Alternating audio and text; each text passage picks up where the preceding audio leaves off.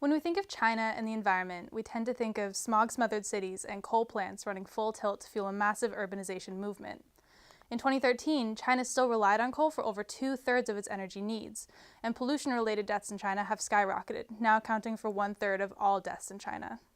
Given these dire statistics, it's fair to say that China has not historically been a global pioneer on climate policy, but maybe that's beginning to change.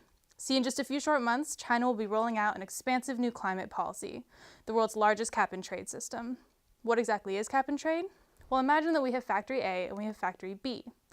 Each is given a cap on their overall emissions, and if they exceed that cap, they'll be fined. Let's say that Factory A is able to reduce their emissions, while Factory B is unable to reduce their emissions, exceeding the cap. Factory A can now sell the allowances for the pollution they didn't produce to Factory B. This meets the overall cap requirements while incentivizing Factory B to reduce their emissions and rewarding Factory A. Now, what's so fascinating about China's use of cap-and-trade is that it is in many ways contrary to their existing political and economic structure. See, in a market economy such as the US, cap-and-trade makes sense. Policy originates at the federal level or perhaps at the state level, and companies are then allowed to independently decide the most cost-effective way of meeting their cap requirements. In China, however, the economy remains largely state-owned. Policy originates with the party or with the state council and is implemented by the relevant ministry or bureau, who oversee the policy at the provincial and local levels. The biggest difference in China is that companies, many of which are state-owned, take their cues directly from the government and are often denied the freedom to make their own business decisions. And this is where my research comes in.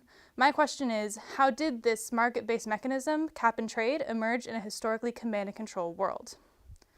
Well, I knew that environmental groups had been particularly influential in the US fight for cap-and-trade, and I hypothesized that these organizations had worked to export that policy to China. I began by interviewing easily accessible academics who then referred me to others, gradually building up my network of contacts. Eventually, I was able to travel to Washington, D.C., where I interviewed top experts within organizations such as the Environmental Defense Fund, the Natural Resources Defense Council, as well as within the U.S. Department of State and the Department of Energy. The story that emerged is a unique example of NGOs taking an active role in the domestic politics of another state. This pattern of policy diffusion can tell us a lot, not only about the China case, but about the role that NGOs can play as transnational political actors. Understanding how these organizations affected change in China can have big implications for the environmental policy of states such as India and Brazil, helping political scientists to understand the politics of global warming and ensuring a better future for all.